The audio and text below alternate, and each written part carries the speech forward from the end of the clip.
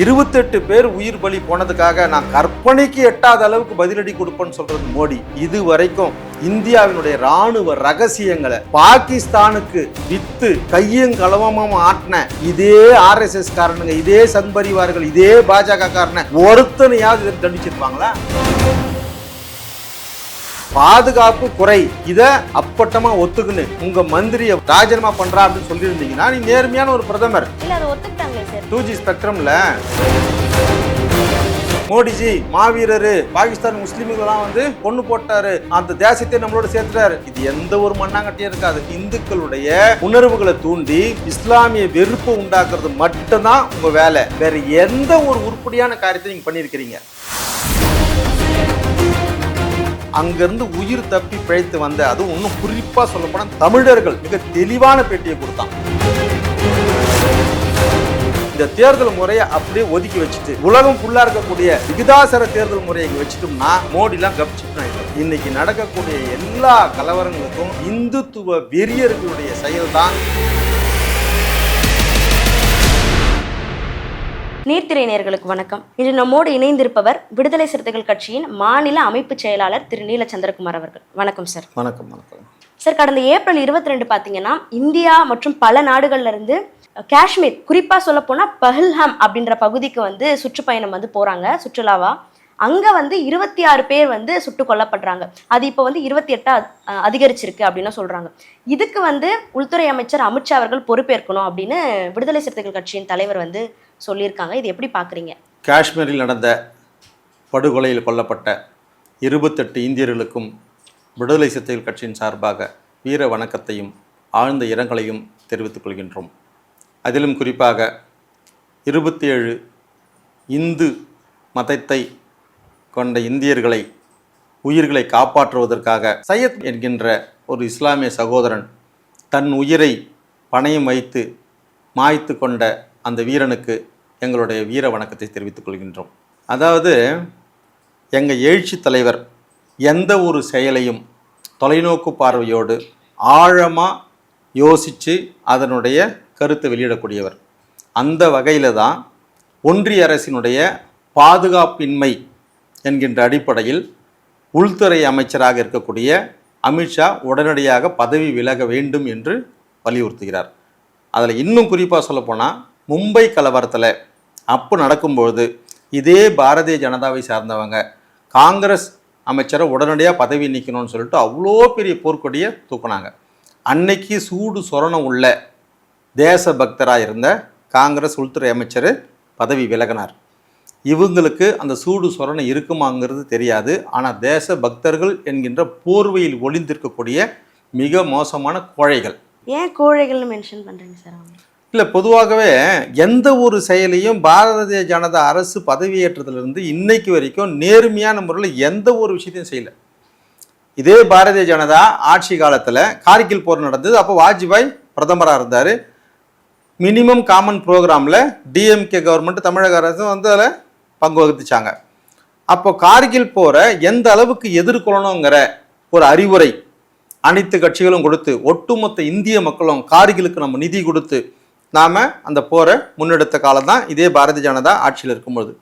ஆனால் இந்த பாரதிய ஜனதா மோடி தலைமையிலான போலி அரசு என்ன பண்ணுதுன்னா எல்லா இடத்துலையுமே இந்தியர்களை விட்டு கொடுத்துட்ற ஒரு மனப்பான்மை.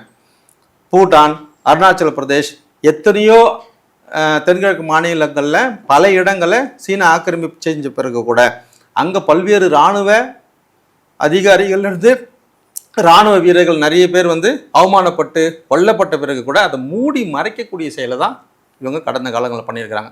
அந்த அடிப்படையில் தான் இப்போ நடந்திருக்கக்கூடிய இப்பேற்பட்ட இந்த படுகொலை, படுபாதகமான செயலை செஞ்ச அந்த பயங்கரவாதிகள் யாராக இருந்தாலும் அவங்கள சட்டத்துக்கு முன்பாக கொண்டு வந்து நிறுத்தணும் அப்படிங்கிறது தான் எங்கள் எழுச்சி தலைவருடைய ஒரு உன்னதனமான ஒரு கோட்பாடு. சுட்டு கொன்னுறது அப்படிங்கிறது ஒரு விஷயம் இல்லை, அது ஒரு உண்மையை மறைக்கிறதுக்கு கூட சமமாயிடும்.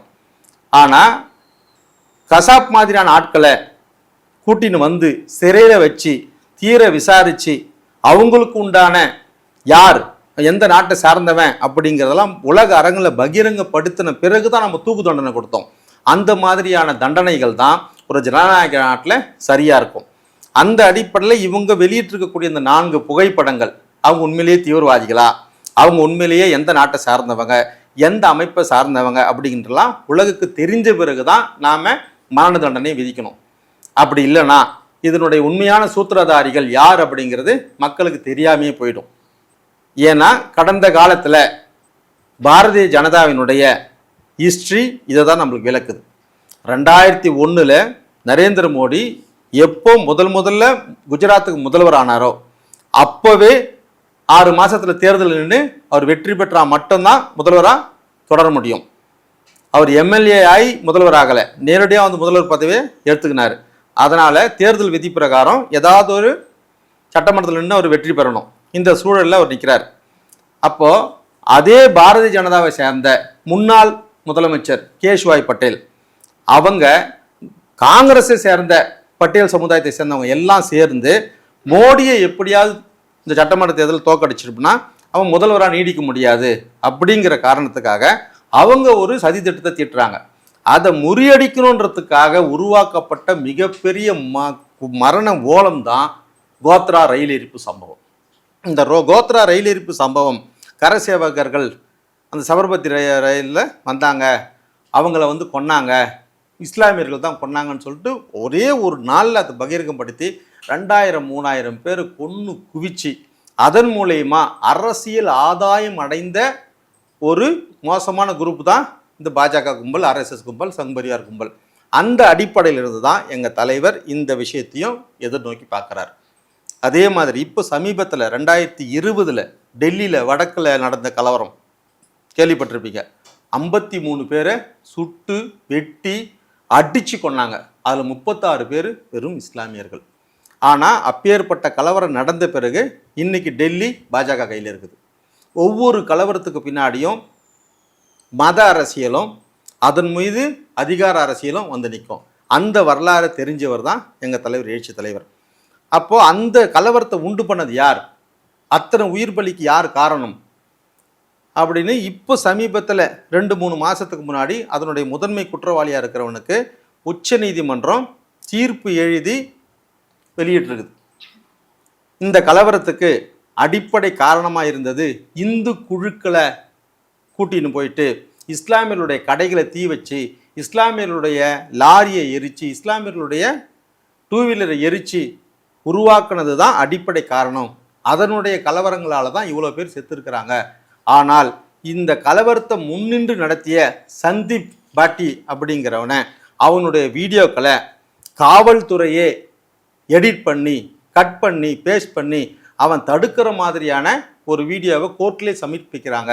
இது ஒரு மோசமான செயல். உடனடியாக அந்த அதிகாரிகள் மீது துறை ரீதியான நடவடிக்கை எடுக்கணும்னு நீதிபதி சுட்டி காமிச்சனுப்புறார். அப்போது குஜராத் கலவரத்துக்கு அடிப்படை நோக்கம் அரசியல், மதம் சார்ந்து அதிகாரத்தை அடைகிறாங்க. டெல்லியில் நடந்த கலவரம் அதே தான், இந்து கலவரத்தை உண்டாக்குறான், இஸ்லாமியர்கள் பலியாகிறான். அதே மாதிரி தான் புல்வாமாவில் நடந்த அத்தனை இராணுவ வீரர்கள் உயிரிழந்த பிறகு கூட அந்த மாநில கவர்னர் பல மாதங்கள் கழித்து ஒரு உண்மையை சொல்கிறார். ஆனால் எந்த மெயின் ஸ்ட்ரீம் மீடியா வெளியில் சொல்லிச்சா? இந்த மாதிரியான கலவரங்கள் நடக்கும்பொழுதோ, கொலைகள் நடக்கும்பொழுதோ, படுபாதக செயல் நடக்கும்பொழுதோ அடுத்தது அப்படியே தேர்தல் இருக்கும். அதோடு கனெக்ட் பண்ணி தான் இப்போ பீகார் தேர்தல் நடந்துட்டுருக்குது. இந்த நேரத்தில் இந்த படுகொலை.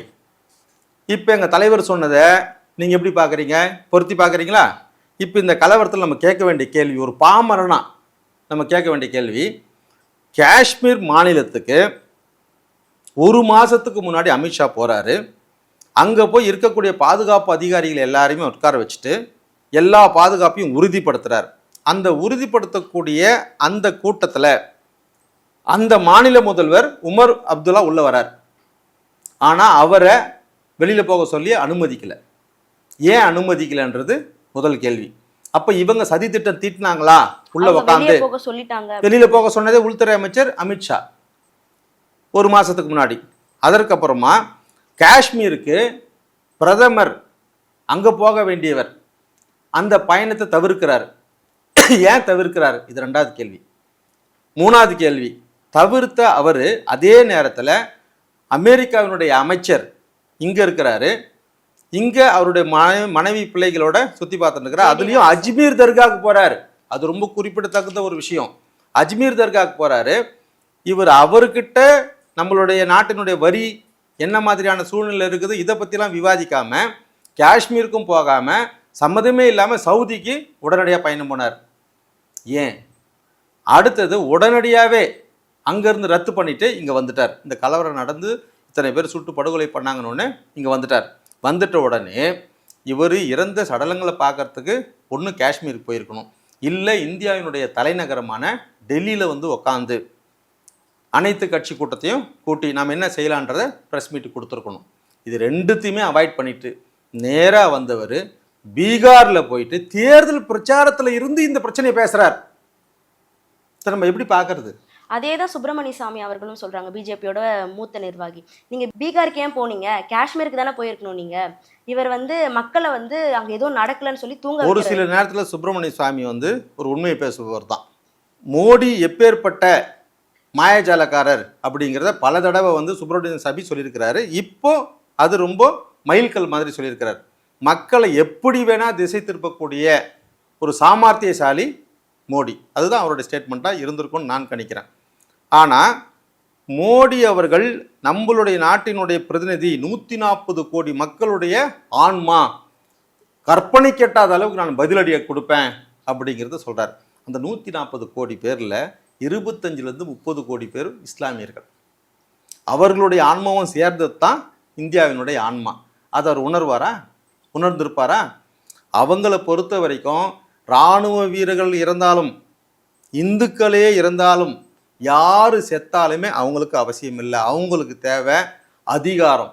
இந்த அதிகாரம் மனு தர்மத்தால் உருவாக்கப்பட்ட கட்டமைக்கப்பட்ட ஆர்எஸ்எஸ்னுடைய அதிகாரமாக இருக்கணும் அப்படிங்கிறது தான் அவங்களோட செயல் திட்டம். அந்த அடிப்படையில் தான் எங்கள் தலைவர் எல்லாத்தையுமே உள்நோக்கி ஆராய்ந்து தான் உள்துறை அமைச்சரை உடனடியாக பதவி விலகு, இராணுவ மந்திரி ராஜ்நாத் சிங்கை உடனடியாக பதவி விலகுன்னு சொல்கிறார். இது ஒரு பக்கம் இருக்கு. நீங்களே இப்போ சொல்றீங்க கோத்ரா சம்பவம்னு, புல்வாமா சம்பவம், பல சம்பவங்களை வந்து அடுக்குனீங்க. ஆனால் இந்த சம்பவங்கள்லாம் வந்து நீங்கள் வந்து ஆர்எஸ்எஸ் தான் பண்ணியிருக்கு அப்படின்ற ஒரு உத்தியில் நீங்கள் சொல்கிறீங்க. ஆனால் ஆர்எஸ்எஸோட தலைவர் மோகன் பகவத் என்ன சொல்கிறாருன்னா, இந்துக்கள் யாரும் அப்படி பண்ணுறவங்க கிடையாது, நீ எந்த மதம் அப்படின்னு கேட்டுட்டு யாரும் சுட மாட்டாங்க, கொல்ல மாட்டாங்க அப்படின்ற ஒரு ஸ்டேட்மெண்ட்டை சொல்லியிருக்காரே. சுதந்திர இந்தியாவினுடைய முதல் தீவிரவாத படுபாதக செயல் மகாத்மா காந்தி சுட்டு கொல்லப்பட்டது. சுட்டு கொன்னது யாரு? அப்படி சுட்டு கொல்லப்படும் போது கோட்ஸே கையில் பச்சை குத்தி இருந்தது, இஸ்மாயில்னு பச்சை குத்தின்னு தான் மகாத்மா காந்தியை சுட்டு கொன்றார். கொன்னுட்ட பிறகு உடனடியாக இந்தியா முழுக்க ஒரு கலவரத்தை உண்டு பண்ணுறதுக்கு ஆர்எஸ்எஸ் முற்படுது. ஆனால் அன்னைக்கு இருந்த அதிகாரிகள் மிக வேகமான சூழ்நிலையில் அவங்க அதை பாடுபட்டு கோட்ஸேனுடைய ஒரு சில விஷயங்களை பார்த்து இவர் முஸ்லீம் இல்லை அப்படிங்கிறத உடனடியாக 2 மணி நேரத்தில் இந்திய மக்கள் அனைவருக்கும் சொல்லிடுது. இல்லைன்னா கிடைச்ச அந்த நேரத்துக்குள்ளே ஒட்டு மொத்தமாக கலவரத்தை உண்டு பண்ணி எல்லா இஸ்லாமியர்களையும் கொன்று குவிச்சிருப்பாங்க. அதே பாணியில் தான் இந்த சம்பவத்தை காஷ்மீர் பெல்காமில் நடந்த அந்த படுகொலையில் கன் பாயிண்டில் வச்சு நீ இஸ்லாமியனா இந்துவாங்கிறத ஒரு சில விஷயங்களை பார்த்து சுட்டு கொண்டாங்க அப்படிங்கிற ஒரு மோசமான செய்தியை அர்னாப் கோசாமியும் இங்கே இருக்கக்கூடிய பாண்டே மாதிரியான ஆட்களும் பரப்ப முற்படுறாங்க. ஆனால் இன்னைக்கு இருக்கக்கூடிய இந்திய மக்கள், வடநாட்டில் இருக்கக்கூடிய இந்திய மக்கள் எல்லாருமே ஏதோ ஒரு நடந்திருக்குது, ஆனால் இவனுங்க சொல்கிறது உண்மை இல்லை அப்படிங்கிற எண்ணத்துக்கு போனாங்க. அதே மாதிரி அங்கேருந்து உயிர் தப்பி பிழைத்து வந்த, அதுவும் இன்னும் குறிப்பாக சொல்லப்போனால் தமிழர்கள் மிக தெளிவான பேட்டியை கொடுத்தான். நாங்கள் ஒரு இடத்துல இருந்தோம், இவங்க மலை மேலே இங்கிருந்தோ ஒளிஞ்சிருந்து தான் சுட்டுருக்குறாங்க அப்படிங்கிற விஷயம் தெரிஞ்ச பிறகு தான் இல்லை இவனுங்க பொய் செய்தி பரப்புறாங்கன்றத நமக்கு தெரிய வருது. அப்போ மெயின் ஸ்ட்ரீம் மீடியாக்களை மோடி அரசு எப்படி பயன்படுத்திருக்குதுன்னா, இந்த விஷயம் ஏற்கனவே இவங்களுக்கு தெரிஞ்சிருந்து அந்த விஷயம் வெளியில் வந்த உடனே இதை தான் நீங்கள் பிரபகண்டா படுத்தணும், இந்தியா முழுக்க இஸ்லாமிய வெறுப்பை நீங்கள் ஒட்டு மொத்தமாக பரப்ப வைக்கணுன்றது தான் இவங்களுக்கு கொடுக்கப்பட்ட அஜெண்டா. அதனால் இந்த மீடியாக்கள் எல்லாம் அப்படியே கொக்கரிச்சிச்சு. இன்றைக்கி எந்த ஒரு மீடியாவாவது மன்னிப்பு கேட்குமா? மன்னிப்பு கேட்க துப்பு இருக்குதா? ஆனால் எல்லாத்தையும் வழிச்சு போட்டுட்டு சூடு சொரணம் இல்லாமல் அப்படியே போயினே இருப்பானுங்க. இதுதான் ஆர்எஸ்எஸ்னுடைய புத்தி. இது ஒரு பக்கம் இருக்க. இதோட தொடர்ச்சியா வந்து இந்தியா என்ன சொல்லியிருக்கு அப்படின்னா, பாகிஸ்தானுக்கு செல்லக்கூடிய சிந்து நதி நீரை வந்து நாங்க குறைச்சிருவோம், வாகா எல்லையில வந்து போக்குவரத்தை தடை செஞ்சிருவோம் அப்படின்னு ஒரு 5 நிபந்தனைகளை வந்து சொல்லியிருக்காங்க. இது எப்படி பாக்குறீங்க? சிந்து நதி, வாகா அட்டாரிய வாகா எல்லை, வானத்தில் பறக்கக்கூடிய விமானம், விமானங்கள். அப்புறம் வாணிபம், இதெல்லாம் வந்து முழுக்க முழுக்க இந்திய மக்களை ஏமாற்றக்கூடிய ஒரு செயல் தான் மறுபடியும் மோடி அரசு, மோடி மஸ்தான் வேலையை காமிக்குது. சிந்து நதியிலிருந்து வரக்கூடிய தண்ணியினுடைய ஒப்பந்தம் அப்படிங்கிறது உலக வங்கி கிட்ட போட்டுக்கொண்ட பாகிஸ்தானும் இந்தியாவும் சேர்ந்து 1960 போட்டுக்கொண்ட ஒப்பந்தம் அது. அதுலேயும் குறிப்பாக சொல்லப்போனால் புவியியல் சூழல் எப்படி இருக்குதுன்னா 92% தண்ணி வந்து பாகிஸ்தானில் தான் இருக்கும். கிழக்கு சிந்து நதி வேற, மேற்கு சிந்து நதி வேற. இவர் எந்த இடத்துல டேம் கட்டி வச்சு இவர் எந்த இடத்துல இருந்து திறந்து விடுறாரு? இதெல்லாம் மிக மோசமான ஒரு ஹம்பக்கான ஒரு விஷயம். இப்போ நமக்கு உதாரணத்துக்கு சொல்லணும்னா, காவிரி கர்நாடகாவிலேருந்து ஆரம்பிக்குது தண்ணி. தமிழ்நாட்டுக்கு நான் தண்ணி தரமாட்டேன் அப்படின்னு கர்நாடகாக்காரன் சொல்கிறான் அப்படின்னா, கிருஷ்ணசாகர் டேம்லேருந்து தண்ணி திறந்து விட சொல்லி கேட்குவோம் நம்ம தண்ணி இல்லாத நேரத்தில். ஆனால் மேற்கு தொடர்ச்சி மலையில் மழைகள் பெஞ்ச பிறகு அவன் கேட்கவே மாட்டான், தண்ணி நடுக்கம் சேரும். அந்த மாதிரி சிந்து நதியில் நாம் எத்தனை டேம் வச்சுன்னு இருக்கிறோம்? எந்த டேம்லேருந்து நம்ம திறந்து விட போகிறோம்? இது எல்லாமே இங்கே இருக்கக்கூடிய மக்களை எமோஷனலுக்கு உண்டாக்கக்கூடிய சதி வேலை தான்.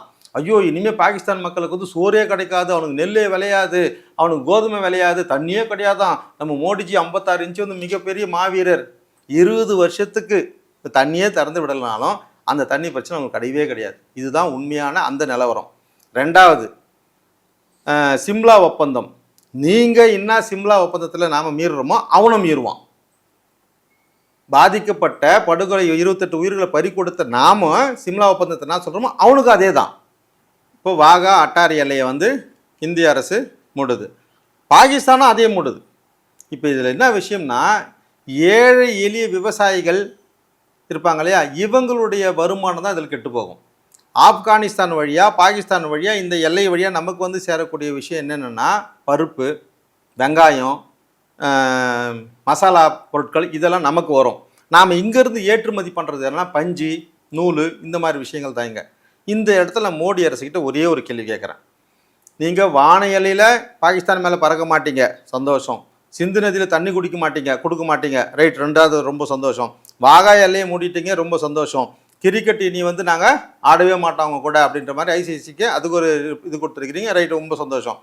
ஆனால் குஜராத் துறைமுகத்தில் இருந்தோம், மும்பை துறைமுகத்தில் இருந்தோம், உங்களுடைய பார்ப்பனிய பனியாக்கள் செய்யக்கூடிய வியாபாரமும் பாகிஸ்தானில் இருக்கக்கூடிய முதலாளிகள் 2 பேரும் சேர்ந்து கூட்டணி பிஸ்னஸில் பண்ணுறீங்களே, இந்தியாவில் இருக்கக்கூடிய எல்லா மாட்டு இறைச்சிகளும் ஏற்றுமதி பண்ணினே இருக்கக்கூடிய எல்லாத்தையும் ஏற்றுமதி பண்ணக்கூடிய தொழில் பண்ணுறீங்களே, அதுக்கு ஏதாவது தடை விதிச்சிங்களா?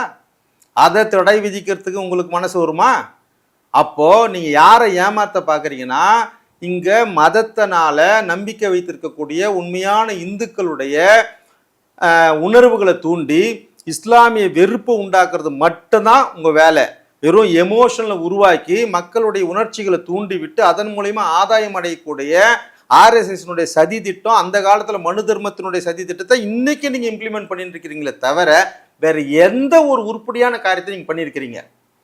பாதுகாப்பு குறை, இதை அப்பட்டமாக ஒத்துக்குன்னு நீங்கள் உங்கள் மந்திரியை வந்த உடனே ராஜினாமா பண்ணுறா அப்படின்னு சொல்லியிருந்தீங்கன்னா நீ நேர்மையான ஒரு பிரதமர். இல்லை, அதை ஒத்துக்கிட்டாங்களே சார். நேற்று நடந்த அனைத்து கட்சி பொதுக்கூட்டத்தில் ஒன்றிய அரசு வந்து இல்லை, இது பாதுகாப்பு வந்து குறைவானது தான் இருக்குது அப்படின்னு வந்து சொல்லியிருக்காங்களே. 2G ஸ்பெக்ட்ரமில் ஆமாங்க இதில் வந்து நடந்திருக்குது அப்படின்னு சொன்னால் பிஜேபி பண்ணி விட்டுடுச்சா?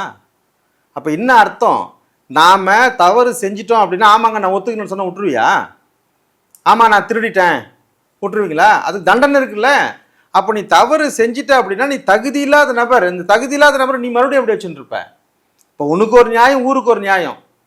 அன்னைக்கு மும்பை கலவரம் நடக்கும்போது அன்னைக்கு அதுதான் தவறு செஞ்சிட்டேங்கன்னு சொல்லிட்டு அன்னைக்கு இருந்த அமைச்சர் சொல்லியிருந்தாருன்னா விட்டுட்டீங்களா? ஆனால் அதே மும்பை கலவரத்தில் அந்த போலீஸ் அதிகாரி, நேர்மையான போலீஸ் அதிகாரி கார்கே சம்திங் ஏதோ அவர் கொல்லப்படும் பொழுது, அவர் கொல்லப்படுறதுக்கு அடிப்படை காரணமே இன்னைக்கு இருக்கக்கூடிய பாரதிய ஜனதாவினுடைய எம்பி. நீதிமன்றத்தால் குற்றம் சுமத்தப்பட்ட ஒரு குற்றவாளியை இன்னைக்கு நாடாளுமன்ற உறுப்பினராக்கி அழக பார்த்துட்டு இருக்கிறீங்க. ஆனால் மும்பை கலவரத்தினுடைய அடிப்படை நோக்கமே என்னங்கிறது வெட்ட வெளிச்சமாக இந்தியாவுக்கே தெரியும். இது வரைக்குமா இன்னைக்கு இந்த மக்களை, இந்திய மக்களுடைய வாழ்க்கையை அப்படியே நாசனமாக்கி பொருளாதார சீரழிவுக்கு கொண்டு வரக்கூடிய இந்த மோடி அரசை பார்த்து ஒரு கேள்வி கேட்குறேன்.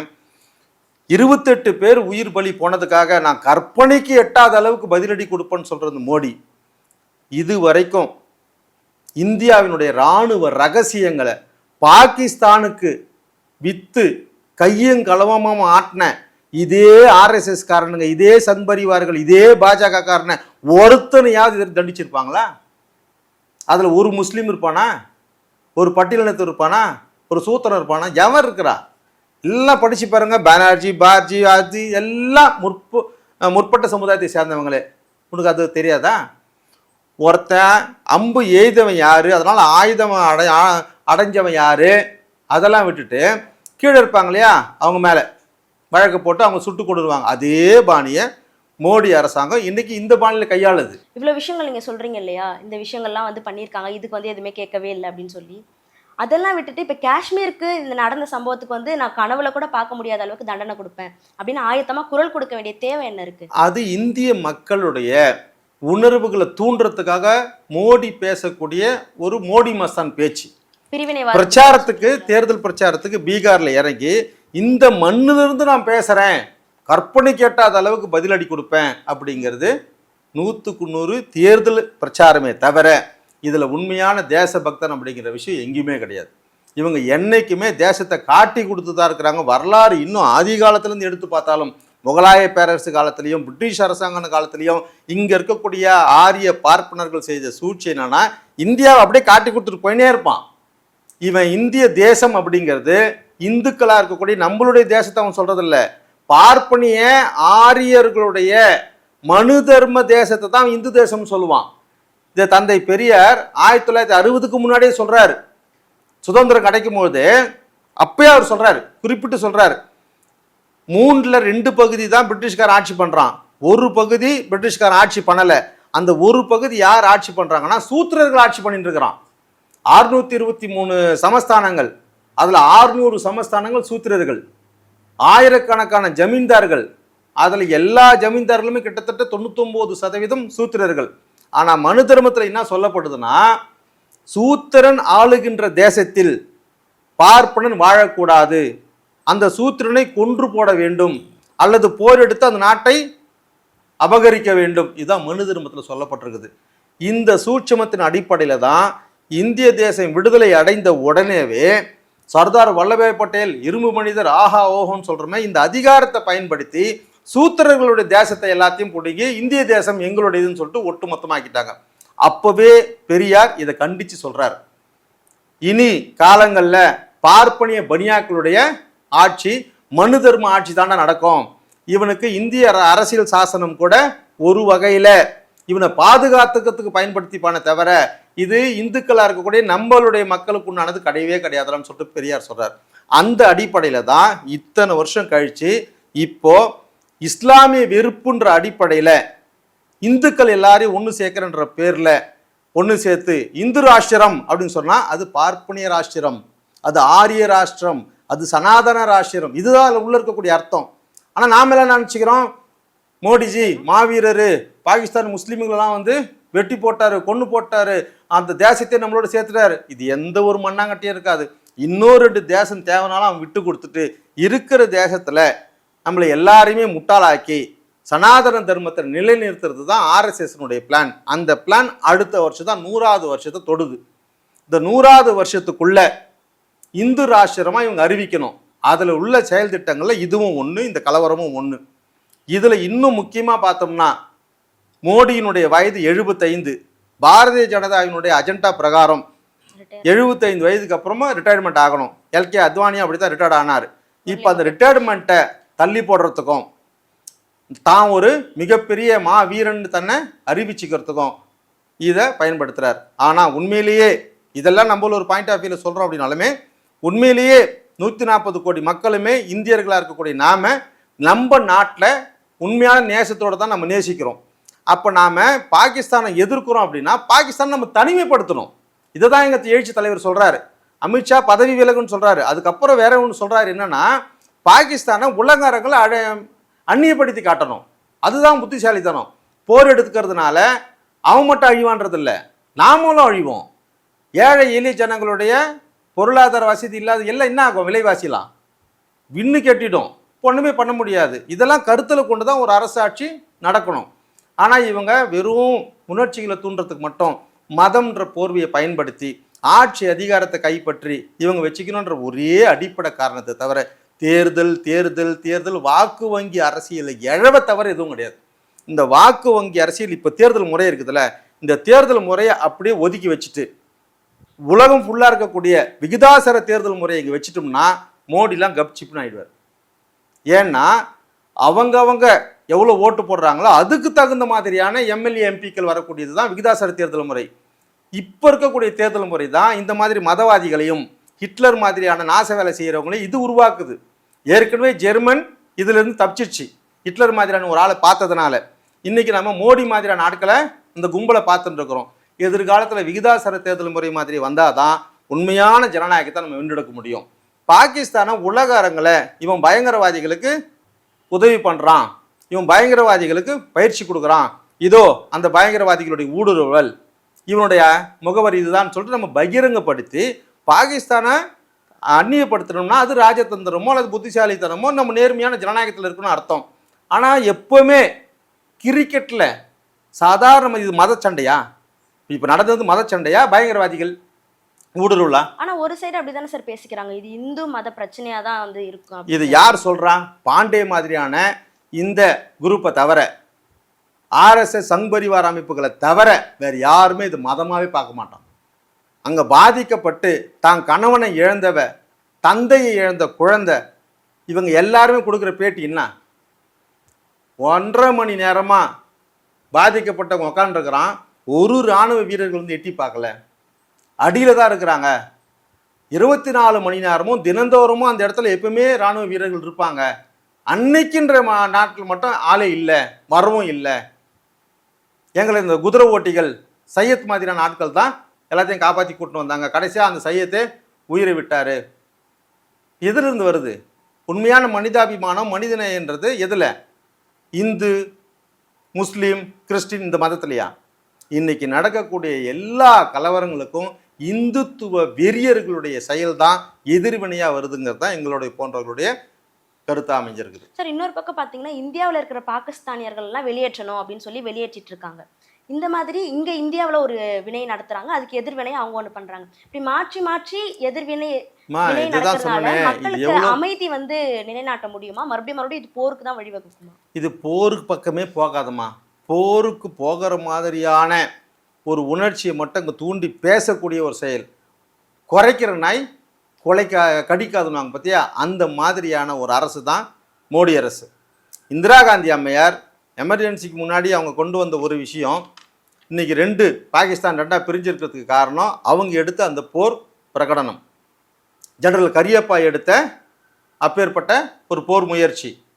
அப்போலாம் அவங்க பிரகடனப்படுத்தி இல்லையே, பாகிஸ்தான் மேலே போர் எடுத்தால் அமெரிக்கா கப்பலை வந்து நிற்கும்னு சொல்லிட்டு அமெரிக்கா வந்து கப்பல் தூக்கி நிற்க வச்சிச்சு. தம்மையாரை கூட பயப்படலையே. அடுத்து ரஷ்யாவுக்கு ஒரே ஃபோன் போட்டு அடுத்த கப்பல் அவங்க நிற்க வச்சுட்டு பாகிஸ்தான் போய் வச்சாங்களே. பாகிஸ்தானுடைய தலைநகரத்தில் போய் இந்திரா ராணுவம் நின்றுச்சு. எது வீரம்? ஒரு செயலை நம்ம செய்கிறோம்னா அதில் உண்மைத்தன்மை இருந்தால் தான் உண்மையான வீரம் கிடைக்கும். இது போலித்தனமான ஒரு செயல் திட்டம். இங்கே இருக்கக்கூடிய பாகிஸ்தானியர்கள்லாம் வெளியில் போ, சரி டூரிஸ்ட்டுக்காக வந்தான், அவனை வெளியில் தொறுத்து, வேலை வாய்ப்புக்காக வந்திருக்கிறான் வெளியில் தொறுத்து, வேறு எதுக்குன்னா வந்துருக்கு, ஆனால் மருத்துவத்துக்காக வந்திருக்கிறானே. மனிதாபிமானம் இல்லை உனக்கு? அதுலேயும் குறிப்பாக இந்தியாவில் பாகிஸ்தானியர்கள் எந்த மாநிலத்துக்கு வருவான்னு தமிழ்நாடு தான் வருவான். சென்னை, வேலூர் சிஎம்சின்னு ஒரு புகழ்பெற்ற மருத்துவமனை இருக்குது பார்த்தியா, இங்கே தான் வந்து கேன்சரு, மூளை எல்லாத்துக்குமே வந்து சேருவாங்க. அப்பேற்பட்ட ஒரு நோயாளிகளை நீ வெளியில் அனுப்புகிறனா நீ யாராக இருப்ப?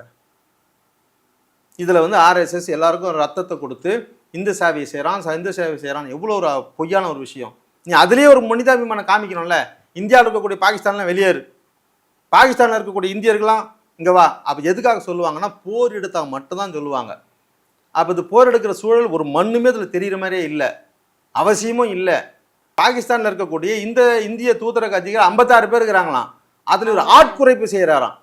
போர் எடுத்துட்டு அந்த 30 எத்தனை பேர் ஆட்குறைப்பு செய்யறான், அவனை தான் சாவான். அப்போ இது எடுக்கலைன்றது நோக்கம் தெரியுதுல. இது எல்லாமே ஒரு மேம்போக்கா மக்களை வேறு மாதிரி உணர்ச்சிகளை தூண்டி திசை திருப்புற வேலை. இதில் உள்ளபடியே நாம் பார்க்குறோம்னா பீகார் மக்கள் இதில் எப்படி பலிகடா ஆகிறான்றது தான் எங்களை மாதிரி ஆட்களுடைய வேதனையான ஒரு விஷயமா இருக்குது. ஓகே சார், இவ்வளவு நேரம் நீர்த்துறையோடு பல கருத்துக்கள் பகிர்ந்துட்டீங்க, ரொம்ப நன்றி. நன்றி நன்றி நன்றி.